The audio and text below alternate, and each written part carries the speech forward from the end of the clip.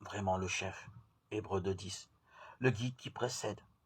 Il est le précurseur, Hébreux 6:20, l'épiscope 1 Pierre 2:25, celui qui marche en tête, littéralement le surveillant, le premier-né, Apocalypse 1:5. Au sens plénier du mot, il est le premier, comme le nomme l'Apocalypse 1:17, le premier sans plus, le premier de la nouvelle création de Dieu, premier-né de son amour étonnant. Dès lors, Jésus nous précède aussi dans la prière et dans le combat que l'homme doit mener pour la retrouver. Il est le premier vrai priant, et de lui seul nous pouvons apprendre à prier. Le premier, il doit donc affronter la tentation, car pour ouvrir à l'humanité le chemin vers le Père, il doit lui-même, en précurseur, frayer ce chemin. Il est le chemin de toute chair, comme on l'appelle le chemin de notre nature humaine et de la chair du péché. C'est pourquoi il pénètre dans le monde du péché, vient vivre, à mourir dans le propre domaine du péché. Il prend sur lui un corps humain sur lequel règne le péché, avec toutes ses conséquences. Son but est de vaincre le péché sur son propre terrain.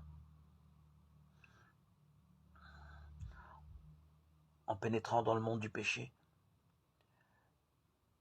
cette doctrine est admirablement mise en lumière par la lettre aux Hébreux.